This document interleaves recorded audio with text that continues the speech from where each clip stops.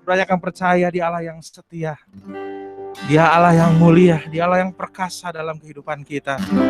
Dia buktikan kasih-Nya bagi setiap kita dengan mati di kayu salib menebus setiap dosa kita, sehingga kita boleh menjadi hidup yang baru. Kita memiliki pengharapan yang baru karena ada pengorbanan yang sempurna yang Tuhan berikan bagi setiap kita. Mari sore hari ini lebih dalam lagi untuk kita masuk di dalam penyembahan kita kepada Tuhan. Tidak ada kasih yang lebih besar dari kasih Tuhan yang memberikan nyawanya bagi setiap kita. Mari sadari hari ini, sore hari ini, pengorbanan Tuhan sangat cukup bagi setiap kehidupan kita. Sehingga setiap kita boleh memiliki pengharapan di dalam Tuhan.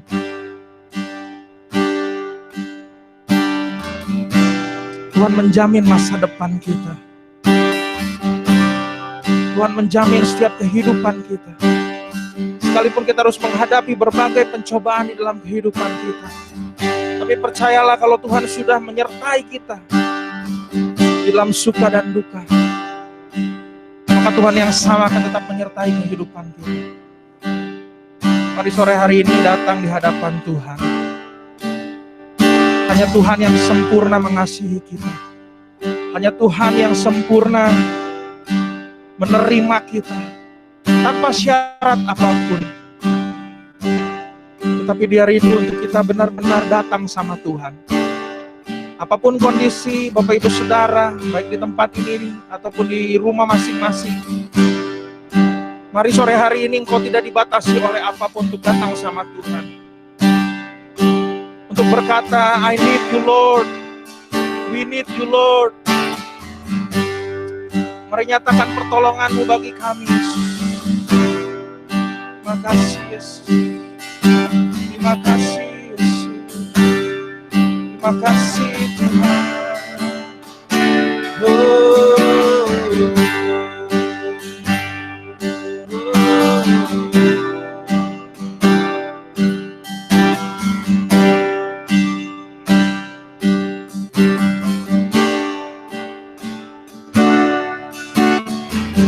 Kemanakah aku dapat pergi menjauhi Roh-Mu yang suci, Kau sahabat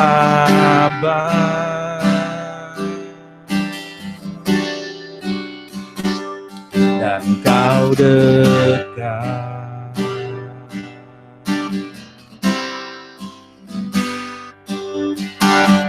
Bahkan seluruh pengabdianku tak bisa membalas kesetiaan-Mu sesungguhnya.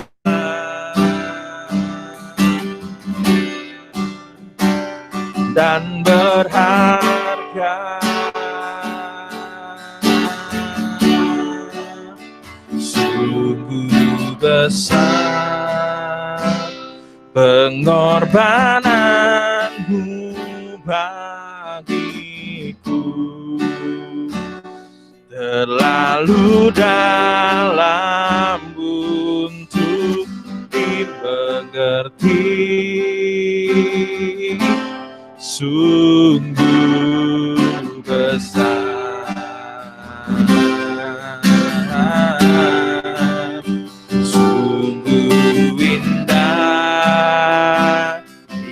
Kau pikirkan tentangku, tak terselami bagiku, sungguh indah.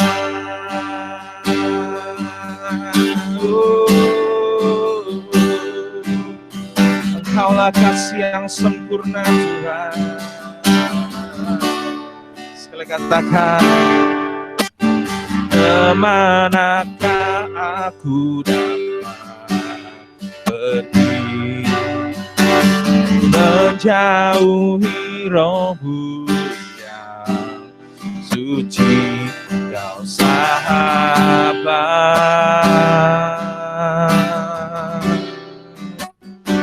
dan kau dekat. Seluruh pengabdianku Tuhan, bahkan seluruh pengabdianku tak bisa membalas kesetiaanmu, sungguh mulia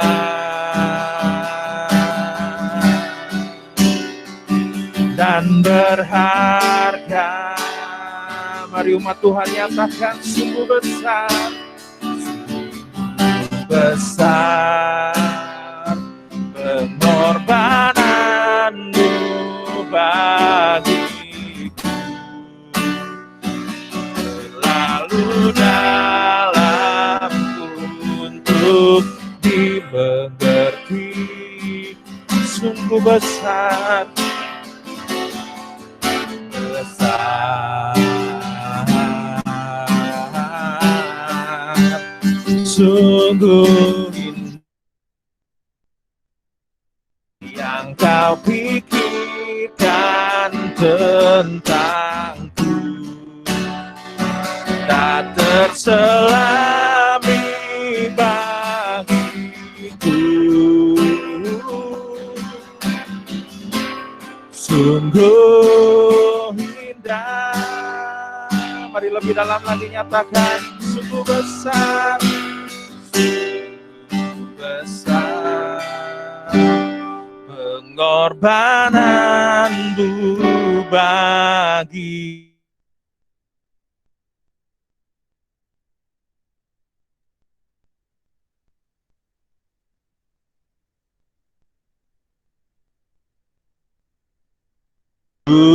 sungguh besar, sungguh indah yang kau pikirkan tentangku, tak terselami bagiku, sungguh indah,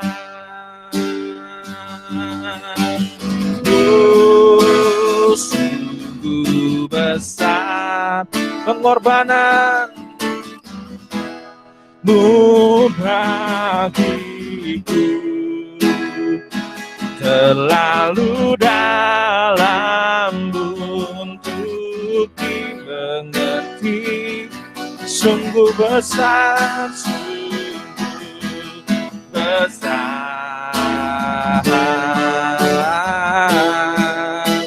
sungguh indah yang kau pikirkan tentangku, tak terselami bagiku, sungguh indah, sungguh indah, sungguh indah,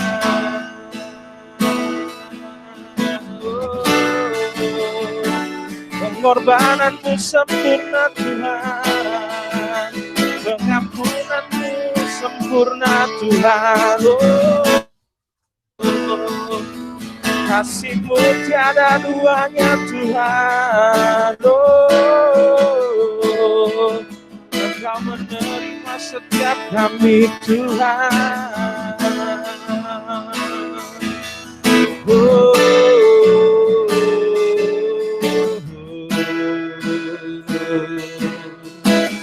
terima kasih Tuhan.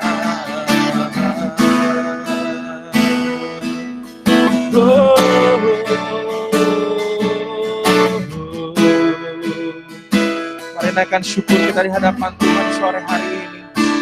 Setiap kita ada sampai dengan hari ini semua karena anugerah Tuhan. Haleluya.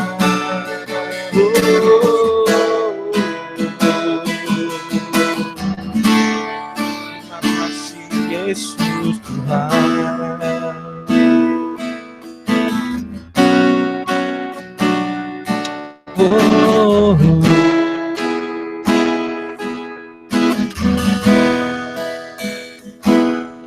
Dan ku ingin mengenal-Mu Tuhan lebih dalam dari semua yang ku kenal. Tiada kasih yang melebihi-Mu, ku ada untuk menjadi penyembah-Mu. Dan ku ingin mengenal-Mu Tuhan lebih dalam dari semua yang ku kenal. Tiada kasih yang melebihi-Mu, ku ada untuk menjadi penyembah-Mu. Nyatakan komitmen ini di hadapan Tuhan. Dan ku ingin mengenal-Mu Tuhan lebih dalam dari semua yang ku kenal. Tiada kasih yang melebihi-Mu, ku ada untuk menjadi penyembah-Mu. Ku ada untuk menjadi, ku ada untuk menjadi, ku ada untuk menjadi penyembah-Mu.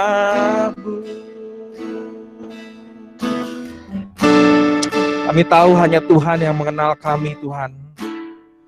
Engkau tahu kedalaman hati kami, Tuhan. Bahkan apapun yang kami simpan rapat-rapat, Tuhan, hari ini, Tuhan, Engkau tahu, Tuhan. Oleh karena itu, Bapa, di masa-masa saat ini yang sangat sulit ini, Tuhan, ajar kami untuk peka dengan suara-Mu. Ajar kami untuk semakin peka dengan tuntunan-Mu, Tuhan. Supaya ketika kami melangkah, supaya ketika kami memutuskan sesuatu, Tuhan, bukan semata-mata kehendak kami, tetapi semata-mata karena rencana-Mu, Tuhan. Karena hikmat-Mu, Tuhan. Oleh karena itu, biarlah Bapa sore hari ini firman Tuhan akan menuntun kami, mengingatkan kami, bahkan membaharui hidup kami, Tuhan. Dikala mungkin hari-hari kemarin kami sedang jauh daripada-Mu, Tuhan. Hari-hari kemarin sedang kami memakai hikmat kami, Tuhan. Tetapi biarlah sore hari ini kami rindu firman Tuhan akan melengkapi kami. Pakai hamba-Mu, urapi mulut, lidah, pikirannya, Tuhan, kami percaya biarlah apa yang disampaikan itu semata-mata hanyalah kehendak-Mu, Tuhan. Hati kami terbuka untuk menerima berkat firman Tuhan sore hari ini, Tuhan. Mari berbicara bagi setiap kami, Tuhan, dan kami siap menerimanya. Hanya di dalam nama Tuhan kami Yesus Kristus kami berdoa. Haleluya. Amin. Selanjutnya serahkan udah.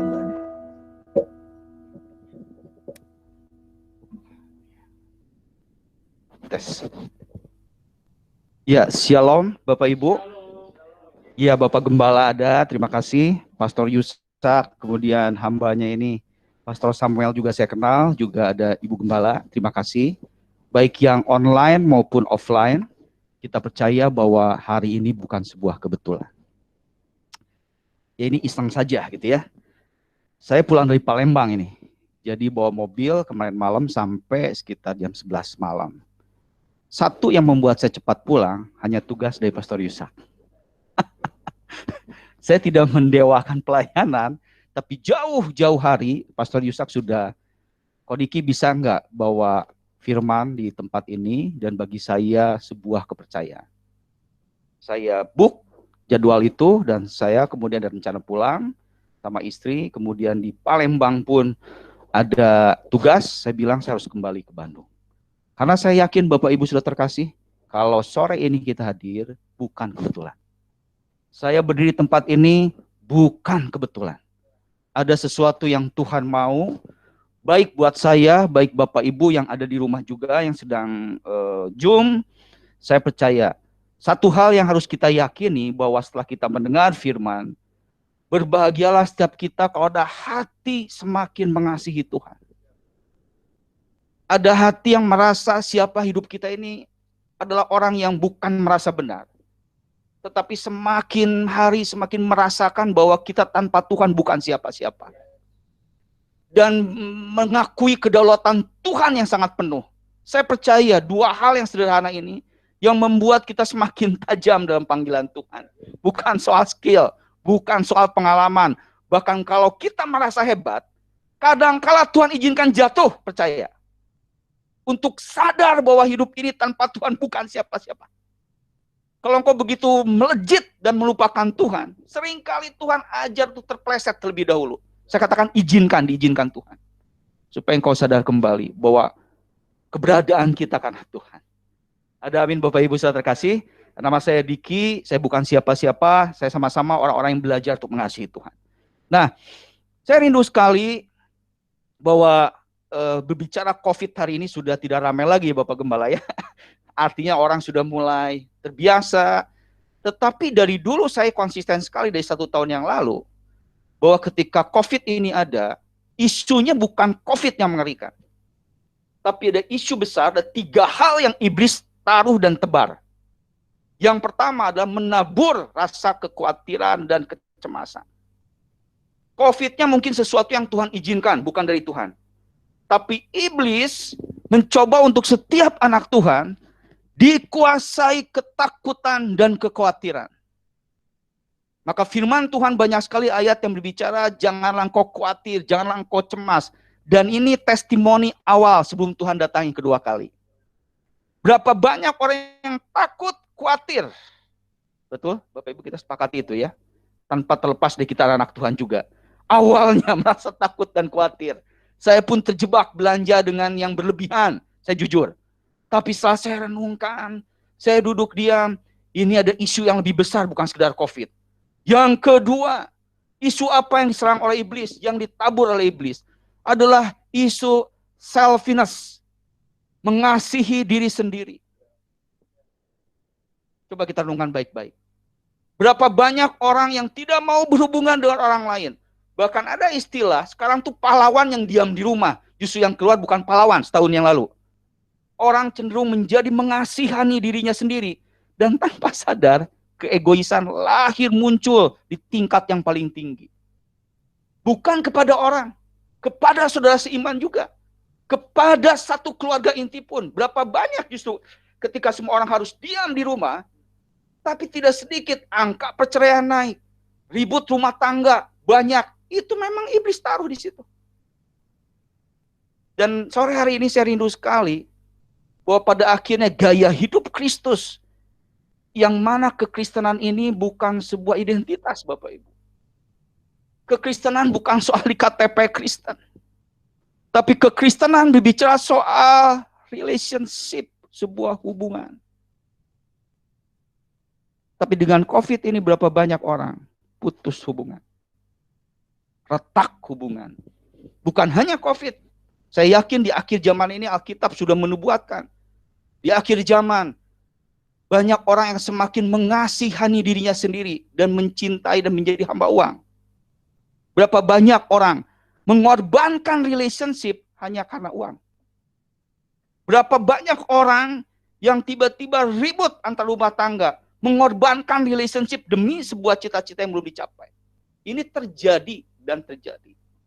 Nah, sore hari ini saya akan berbicara sesuatu yang saya rasa sangat penting bagi setiap kita anak Tuhan. Kalau kita bicara bahwa kita anak Tuhan, seperti pujian tadi, aku ingin mengenalmu Tuhan dan lain sebagainya, dan kita merasa, hati-hati dengan kata merasa seperti anak Tuhan, indikatornya itu cuma satu, pasti hubungannya beres. Baik dengan Tuhan, baik dengan sesama. Itu sudah pasti. Kalau kita merasa adalah orang yang menjadi anak Tuhan, peacemaker, pembawa kedamaian. Karena saya percaya agama datang, usaha manusia untuk mencari Tuhan, dan itu sia-sia. Tetapi Yesus datang berbicara relationship yang lebih dikedepankan. Saya ingin berrelasi dengan orang-orang, dengan manusia, mengedepankan hubungan. Saudara perhatikan sekali bahwa peacemaker, Tuhan datang menebus hidupnya, mengorbankan nyawanya, hanya satu, menjadi korban perdamaian. Dan saya rasa sore hari ini kita akan sama-sama koreksi, termasuk saya yang berdiri tempat ini. 1 tahun cukup, Pastor Yusak, untuk saya koreksi duduk diam di bawah kaki Tuhan. Pertama, saya terjebak untuk mengumpulkan khotbah dengan pewahyuan-pewahyuan tingkat tinggi. Tapi di ujung hari, lepas hari, minggu ke minggu, bulan ke minggu, saya nangis tersungkur di hadapan Tuhan. Tuhan, saya terjebak. Saya terjebak walaupun baik dengan mengumpulkan khotbah-khotbah yang baik. Saya harus kembali menjadi peacemaker. Saya harus terjun lagi ke lapangan dengan cara Tuhan yang sederhana. Untuk membawa orang-orang yang tidak diselamatkan menjadi selamat. Orang-orang yang membutuhkan pemulihan, ketemu lagi dengan sumber pemulihan. Makanya 1 tahun yang lalu di bulan April saya masih ingat, hanya cukup 1 bulan. Orang kena COVID dan luar biasa, saya masuk ke jalanan. Saya masuk ke rumah sakit Al-Islam, saya masuk ke beberapa rumah sakit. Saya sendiri, dan pada akhirnya banyak orang yang ikut, 3-4 orang dan kantor saya kasih semua segala sesuatu kepada orang-orang yang membutuhkan. Saya pikir Tuhan bicara, ini saatnya untuk setiap orang melihat siapa Yesus. Ini bukan tentang Diki, tapi tentang bagaimana bahwa saya mengimplementasikan bahwa Kristus ini adalah datang hanya untuk memulihkan. Ada amin Bapak Ibu. Dan saya bersyukur sampai hari ini.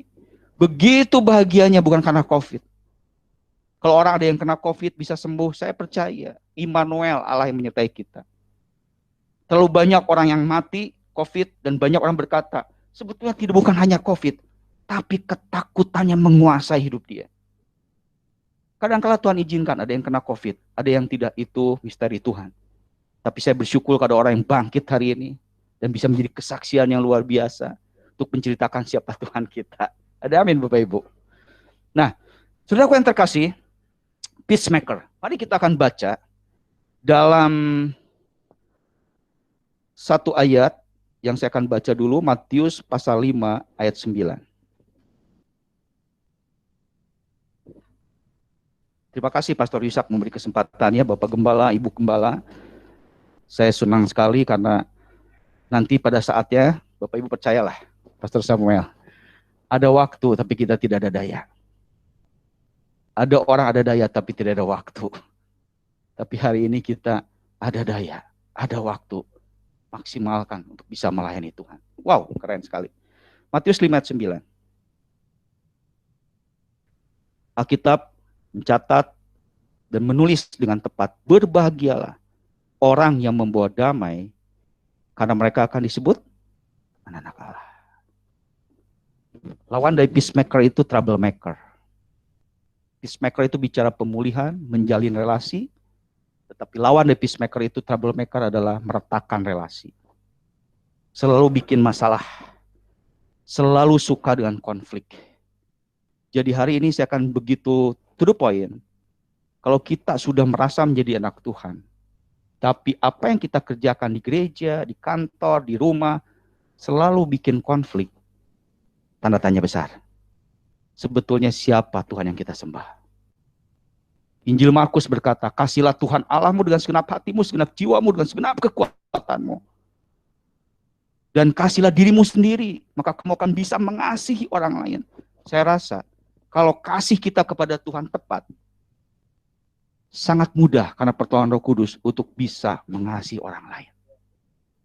Kalau kita tidak bisa mengasihi orang lain, ada 2 kemungkinan. 1, memang kita belum merasakan kasih dari surga itu seperti apa. Atau sebaliknya, hanya cerita dari orang, pelukan Bapa itu seperti apa. Saya mau katakan sore hari ini, Banyak orang yang mungkin menurut hari ini saya rasa salah atau krisis kasih. Dia berkata, saya tidak layak lagi di hadapan Tuhan. Seperti pujian tadi. Kemanakah aku dapat pergi? Walaupun kita di mana, Tuhan ada. Posisi apapun Tuhan ada. Yang membuat kita berpikir kalau kita jahat Tuhan tidak ada, pikiran manusia. Kenapa? Karena kasihnya terbatas. Ada sebuah kalimat yang berkata, kasih Tuhan tidak akan pernah berhenti terhadap orang berdosa. Jangan salah paham dulu. Bukan Tuhan mentolerir orang berdosa. Kasih Tuhan tidak akan pernah berhenti untuk orang berdosa. Tetapi dengan kasih Tuhan yang sama, orang itu akan berhenti berdosa. Yang dikedepankan adalah relationship, kasih.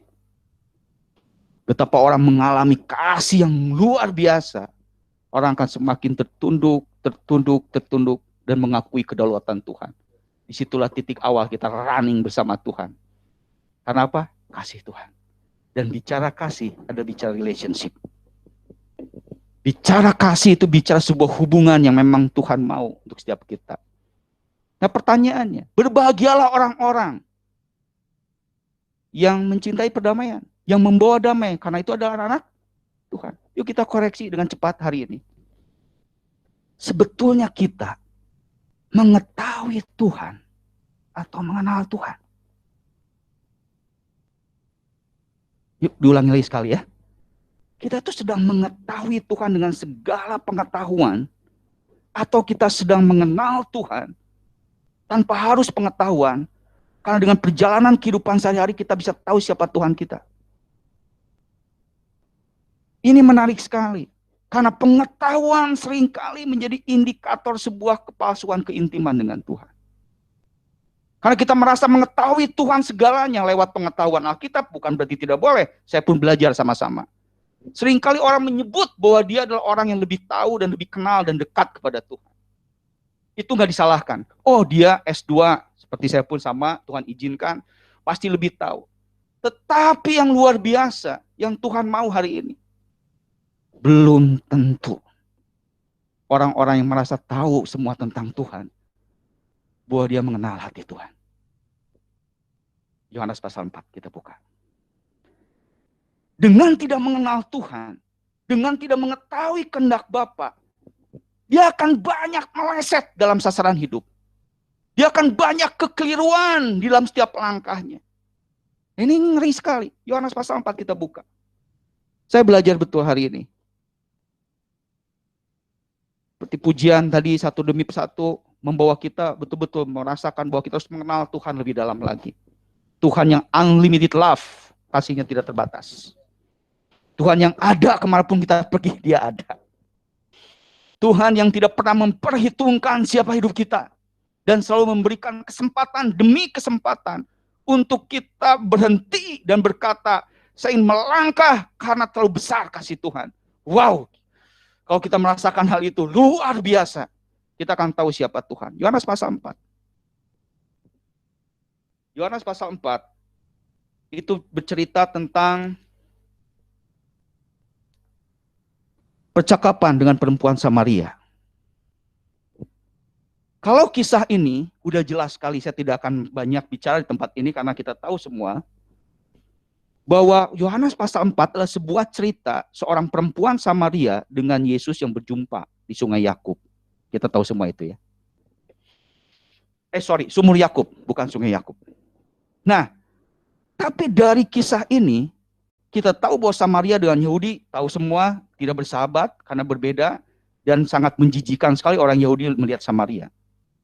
Dan Yesus sengaja untuk mampir ke satu tempat dan melalui Samaria. Yang saya tadi katakan di pengantar, tidak ada yang kebetulan, saya pun hari di sini. Semua nggak ada. Karena kebetulan, karena udah begitu, nggak ada. Semua dalam rencana Tuhan. Yang menarik adalah di pasal, saya baca pasal 31.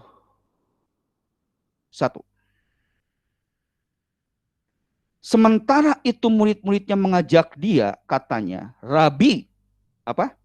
Makanlah. Akan tetapi ia berkata kepada mereka, padaku ada makanan yang tidak kamu kenal. Maka murid-murid itu berkata seorang kepada yang lain, adakah orang yang membawa sesuatu kepadanya untuk dimakan?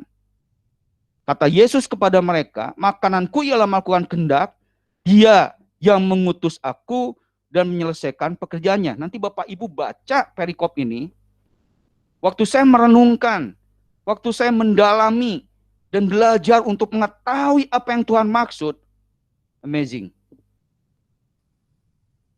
Saat itu posisi murid-murid sedang melakukan hal yang baik. Saya katakan melakukan hal yang baik. Dia mencari makanan untuk sang guru, bukan sedang tidak baik. Pada saat dia mencari makanan untuk sang guru dan pergi, murid itu melihat Yesus sedang berbicara dengan seorang perempuan Samaria. Ketika dia pulang bawa makanan, dan murid-murid itu sibuk untuk berkata, guru makanlah sudah siang. Ini saya sudah beli makanan. Dia melihat perempuan Samaria itu. Dan Yesus langsung memberikan sebuah pelajaran. Bahwa seperti yang gini, saya sudah makan. Siapa yang kasih makan guru? Betul? Dan yang luar biasa, Yesus berkata, makananku yang melakukan kehendak Bapa. Artinya begini ketika saya merenungkan. Yesus itu sepertinya agak sedikit syok melihat murid-muridnya yang harusnya sedikit peduli dan bertanya, siapa perempuan itu? Dia perempuan Samaria, dia pendosa. Karena Samaria sangat hina sekali. Kok begitu antusias? Kok begitu ada air mata yang menetes dan dia pergi dengan sukacita? Yesus kecewa sepertinya, kalau saya izinkan bahasa saya, penafsiran saya. Kenapa murid-muridnya nggak ngeh bahwa yang esensi dalam mengenal Tuhan bukan soal makanan jasmani. Tapi bagaimana orang bisa sadar siapa hidupnya, bahwa dia orang berdosa, dan mengakui Yesus adalah Sang Mesias, seperti perempuan ini. Sadar betul hari ini, bahwa aku adalah orang berdosa, dan hari ini pun aku melihat seorang Mesias yang luar biasa. Itu inti kekristenan. Itu inti orang-orang yang mengenal Tuhan, permainannya cuma dua. Bisa menyadarkan orang, bahwa dia orang yang berdosa, dia orang yang hina, dan tidak akan bisa berbuat apa-apa tanpa kasih karunia Tuhan. Jadi perbincangan jadi tidak nyambung. Makananku ialah melakukan kehendak Bapa. Dan nanti kalau baca ayat selanjutnya, memang ladang sudah menguning. Waduh, luar biasa. Nah, saya mau katakan sore hari ini Bapak Ibu, belum tentu kita dalam lingkungan Tuhan nyanyi lagu pujian, mendengar pujian, ada dalam komunitas pujian, bahwa sesungguhnya kita mengenal hati Bapa. Karena orang-orang yang Tuhan mau, Yohanes 14 ayat 6, Yesus adalah jalan kebenaran dan hidup. Betul? Dan Bapa itu tujuan akhirnya. Tidak ada seorang pun yang datang kepada Bapa tanpa melalui aku. Artinya apa? Tujuannya adalah mengenal hati Bapa. Perjalanan kerohanian kita harus semakin tajam mengenal apa yang menjadi kemauan Bapa. Dan itu nggak akan bisa hanya sekedar ada dalam rutinitas pelayanan. Itu tidak akan pernah kita tajam kalau kita tidak membangun keintiman dan mencoba mengetahui apa yang menjadi hati Bapa sesungguhnya. Matius pasal 5. Coba Bapak Ibu. Matius pasal 5 ayat 46. Matius 5 ayat 46. Ini menarik. Karena itu haruslah kamu sempurna. Sama seperti Bapamu yang di surga adalah sempurna. Ada yang bisa sempurna? Kalau pakai pemikiran manusia itu sempurna tanpa bercacat celah, tanpa salah, tanpa noda. Nggak bisa kita. Tapi kalau Bapak Ibu sudah terkasih baca ayat-ayat sebelumnya, itu menarik. Biasa kalau kamu mengasihi orang yang mengasihi kamu. Wah, asik banget itu Yesus. Sudah biasa kalau kamu bersahabat dengan orang yang memang bersahabat dengan kamu. Tapi kalau kamu punya hati Yesus yang sempurna Bapa, adalah orang yang bisa mengasihi sekalipun dia tidak mengasihi aku. Itu soal hubungan. Wah, ternyata hati Bapa itu ini. Unconditional, tanpa syarat, tanpa kondisi. Dia membagikan kasih. Dan saya mengatakan hari ini, orang-orang yang bisa menjadi curhatan hati Bapa, Orang-orang yang bisa mengimplementasikan hati Bapa adalah orang yang memang kenal siapa Bapa kita. Murid Yesus berjalan 3,5 tahun. Ternyata dalam kasus perempuan Samaria, sebetulnya tidak mengetahui kehendak Bapa yang sesungguhnya. Dan saya mau katakan murid Yesus bukan sedang tidak melakukan yang baik. Dia sedang baik memberi makan gurunya. Apa yang baik belum tentu tepat sesuai keinginan Bapa. Ada amin Bapak Ibu? Betul, hari-hari ini kita harus banyak duduk diam, mendengar apa yang Tuhan mau. Dan izinkan Tuhan mulai memoles, mendelete, men-skip segala rencana-rencana yang sungguh baik, tapi menurut Tuhan sangat tidak efektif. Sangat tidak efektif, karena keinginan Bapak bukan di sana. Yang kedua kisah. Gak usah baca Bapak Ibu ya, kita tahu. Perumpamaan adalah anak bungsu dan yang sulung. Tahu semua cerita itu ya. Kita seringkali mendengar bahwa anak bungsu yang hilang, kemudian kembali ke rumah Bapak. Itu Tuhan kaya dengan pemeliharaan firman-Nya. Selalu jadi berkat. Tapi ketika saya baca satu hal ini, kembali berkali-kali. Diam di rumah Bapak. Ada dengan Bapak. Belum tentu tahu hati Bapak. Jadi pada saat si bungsu pulang, dan saya rasa si bungsu yang lebih tahu hati Bapak sungguhnya seperti apa. Tapi pada saat dia pulang, biar dengan sebuah cerita keirihatiannya, kedengkiannya, dan merasa tidak setuju dengan perlakuan Bapak terhadap si bungsu, itu menandakan bahwa si sulung tidak tahu hati Bapak. Yuk Bapak Ibu yang terkasih dalam Tuhan termasuk saya. Berbahaya sekali orang menyangka bahwa kita dalam ring satu kerajaan Tuhan. Kita ring satu orang-orang yang dekat dengan Tuhan. Tetapi sesungguhnya jangan sampai terjadi seperti murid-murid Yesus. Sampai Tuhan berkata bahwa kamu tidak tahu makananku itu bukan jasmani, tapi kehendak Bapa. Si sulung juga sama. Matius pasal 27 lebih ngeri lagi Bapak Ibu saudara terkasih. Di akhir zaman ada dua golongan. Tahu cerita semua? Nanti bisa dibaca Matius 27. Pada akhir zaman diumpamakan adalah sebuah kumpulan kambing dan domba. Masih ingat itu?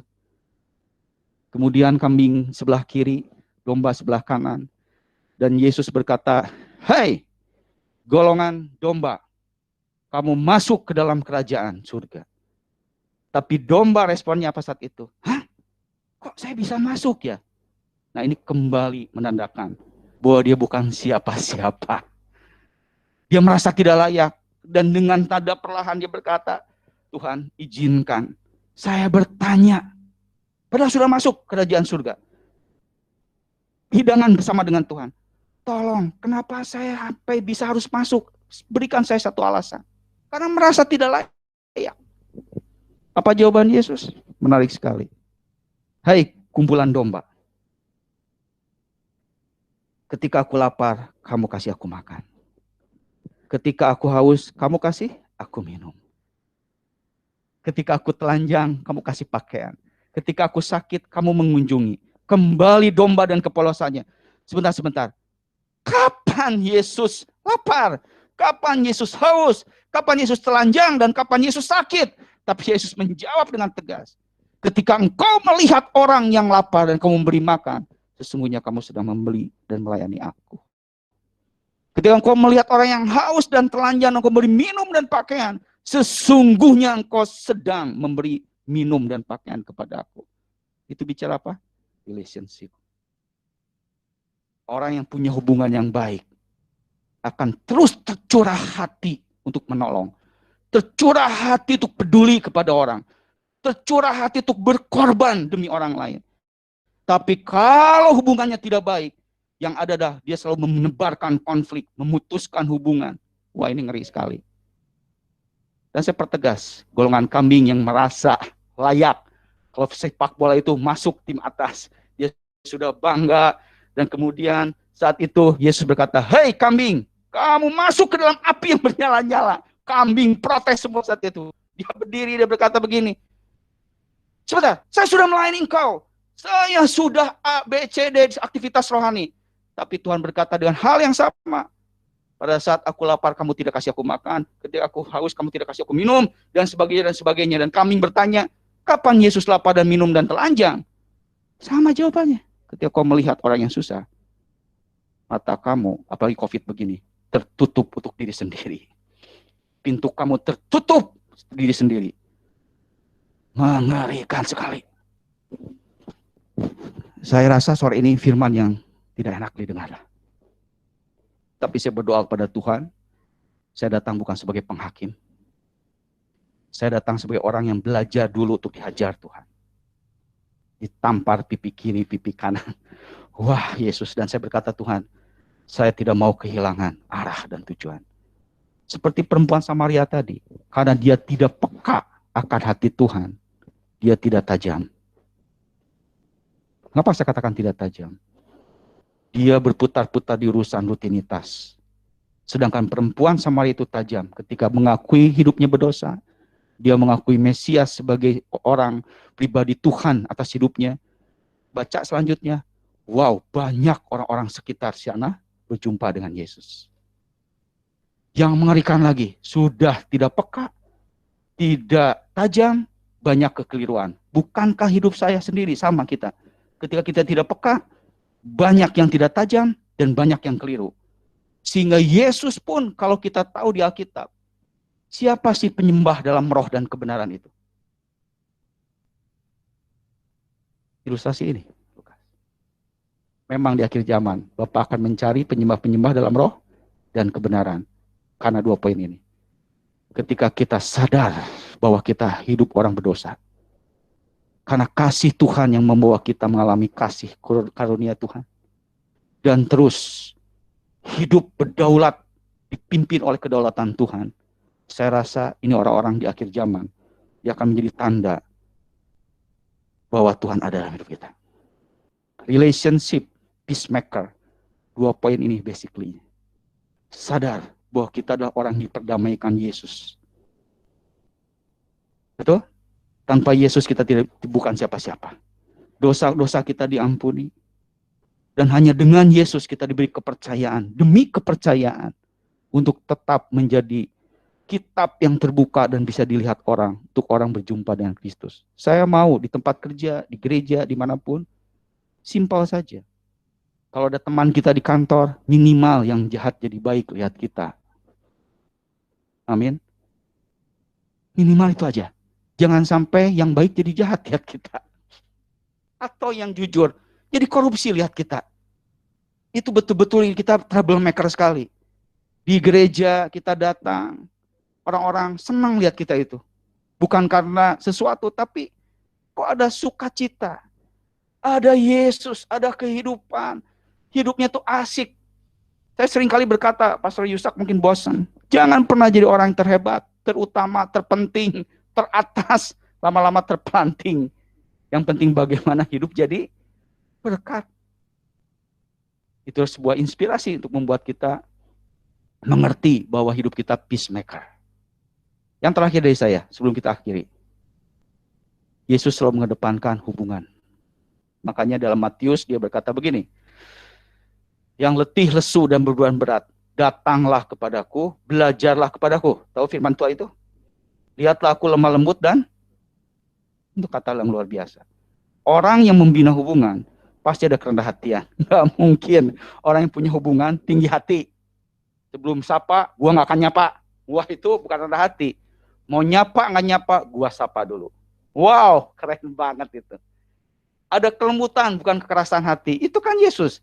Seperti Bapa yang punya hati yang sempurna. Mengasihi orang yang mengasihi kita, biasa saja. Tapi pada saat kau mengasihi orang yang sekalipun dia benci, itu luar biasa. Makanya kalau di Alkitab, luar biasa. Saya merasa orang yang di dalam bagian itu.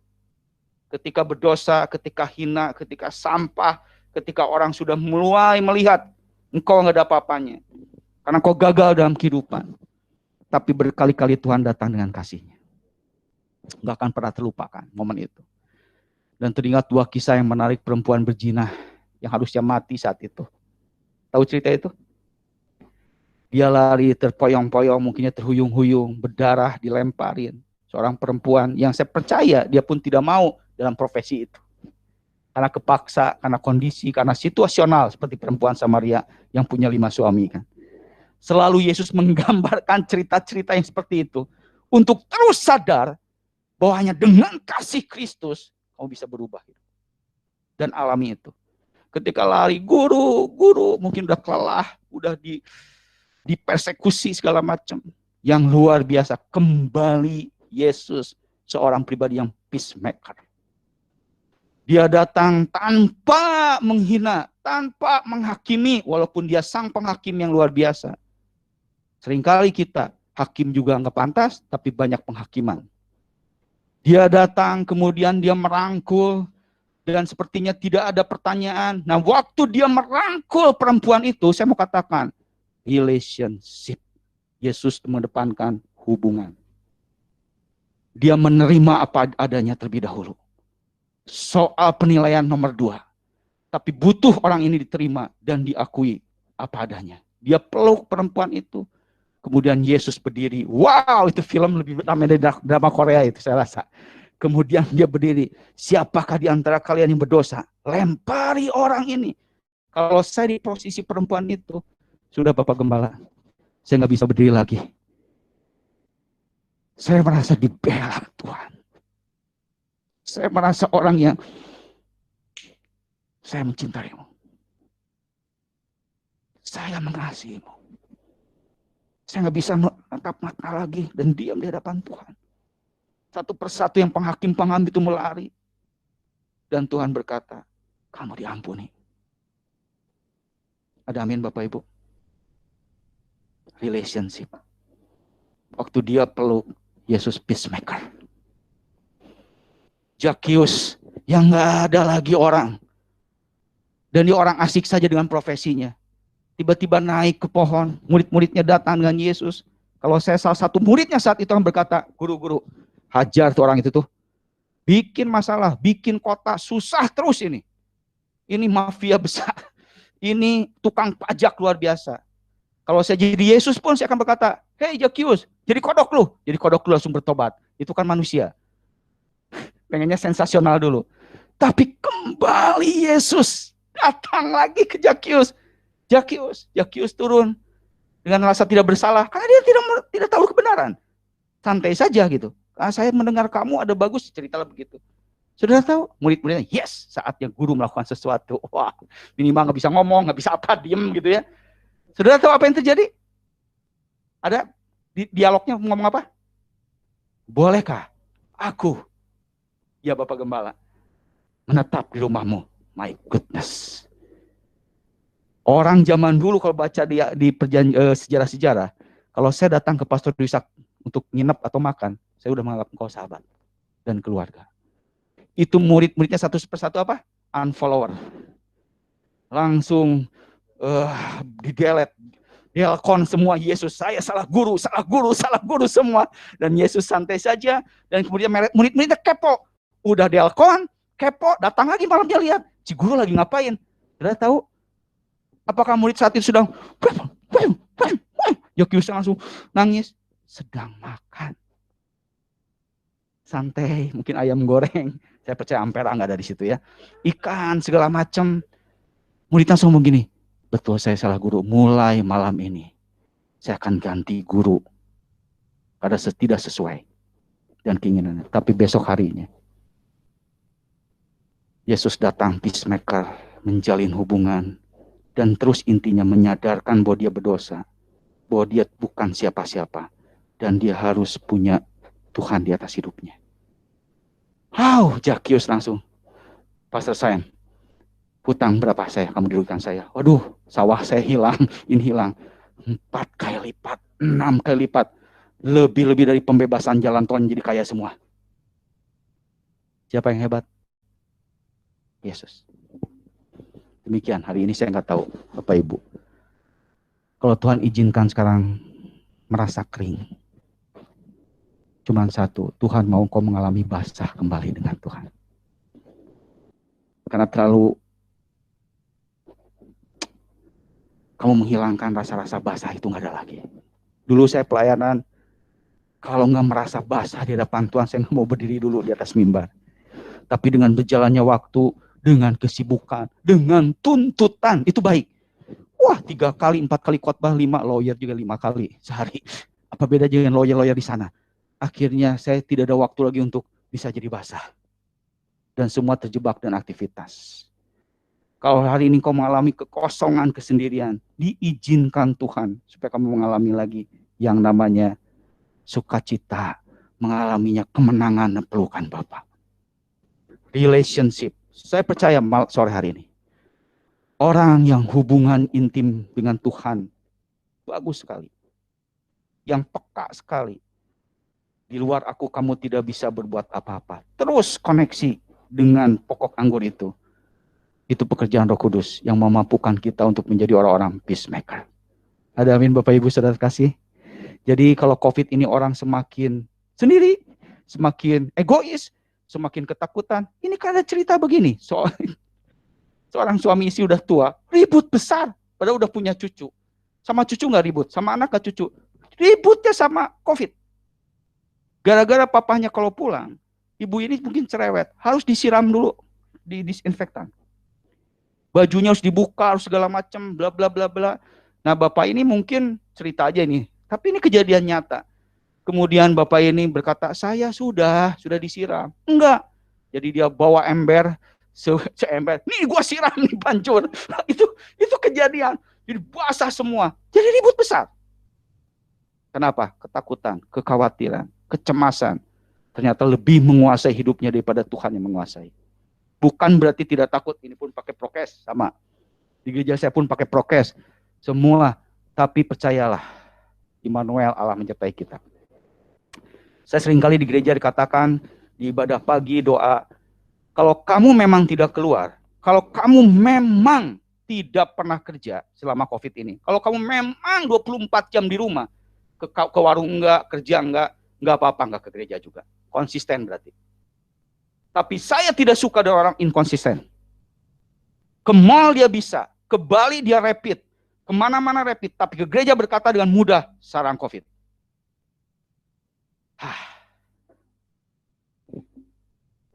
Jadi saya mungkin kalau orang tidak tahu, banyak musuh saya. Tapi saya mengasihi mereka. Dan dengan mudahnya saya tidak mau ke gereja dulu. Karena banyak COVID. Tapi di hari mana dia lagi makan bakso di pinggir jalan. Di hari apalagi dia ada di mall. Kecuali dia memang tidak beraktivitas apa-apa. Saya hargai dia keputusan. Gereja bukan sarang COVID.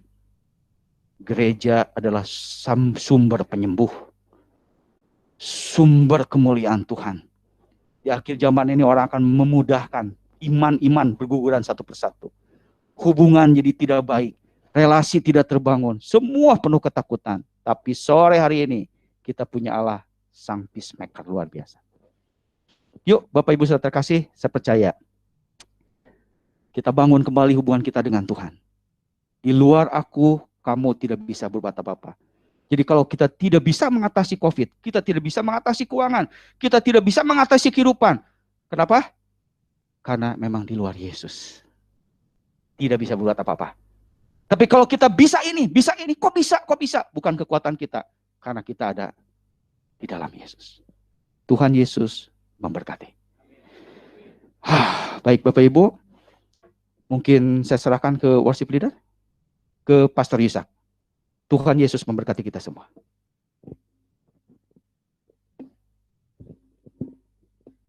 Mari kita masuk dalam doa. Tuhan, kami bersyukur buat sore hari ini melalui pujian penyembahan, melalui firman Tuhan.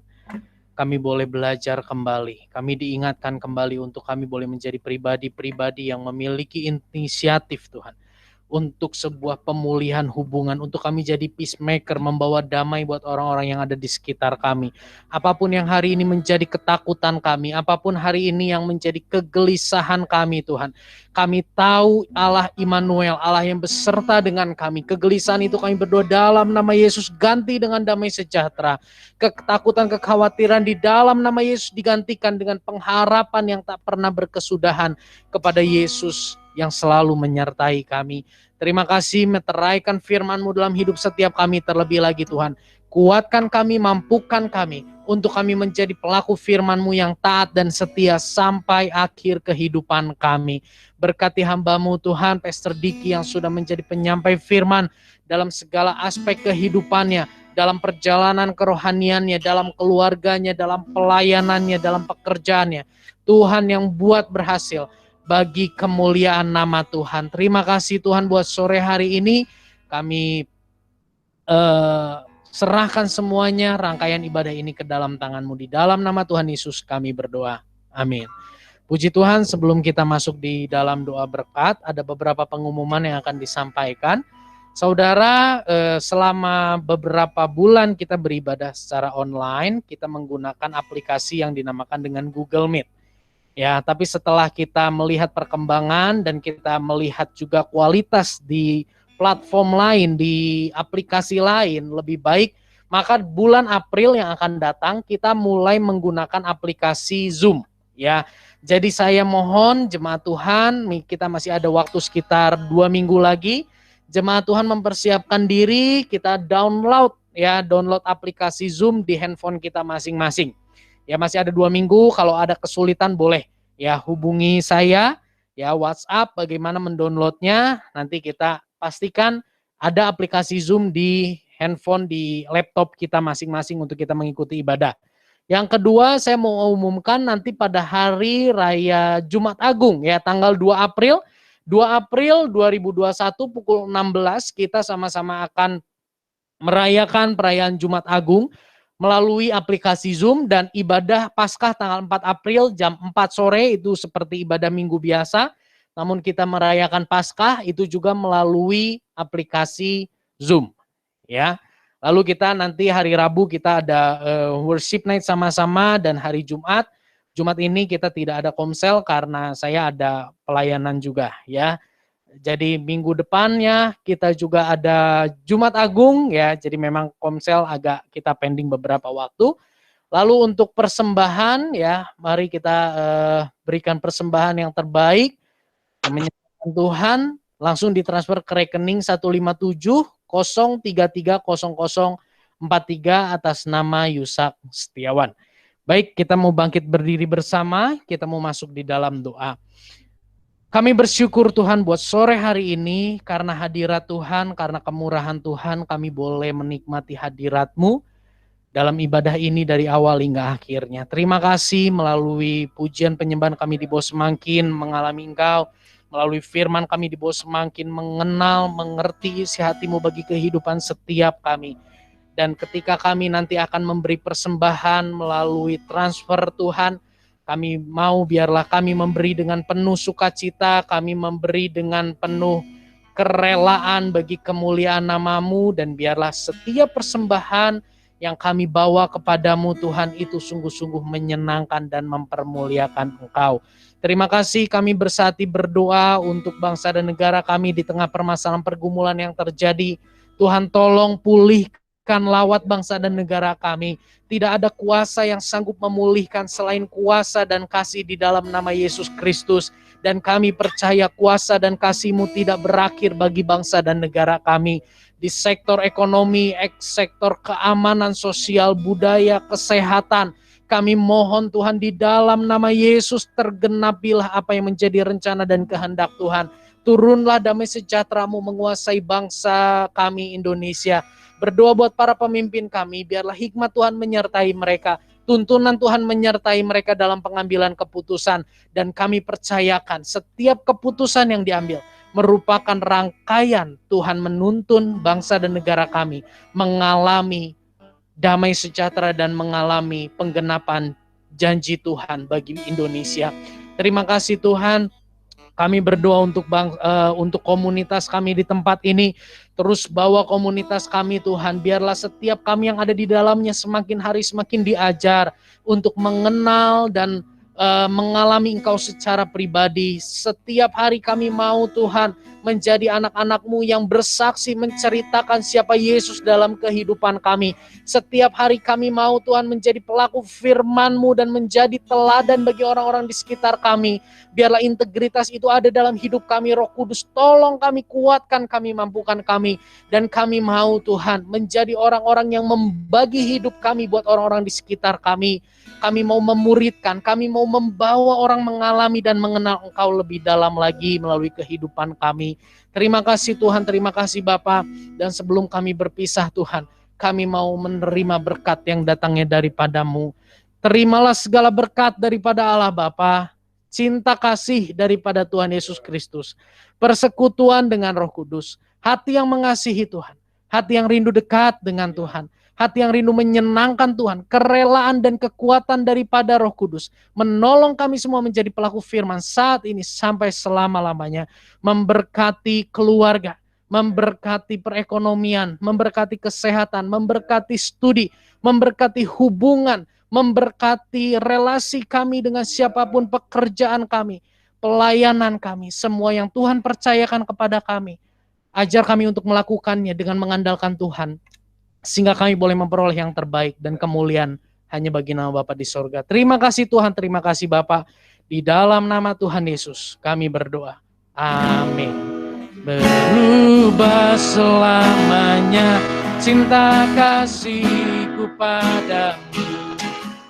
Mau hidup selamanya, senangkan hatimu. Tak berubah selamanya cinta kasihku padamu. Mau hidup selamanya, senangkan hatimu Tuhan. Senangkan hatimu Tuhan. Puji Tuhan, ibadah selesai. Selamat hari Minggu, Tuhan Yesus memberkati.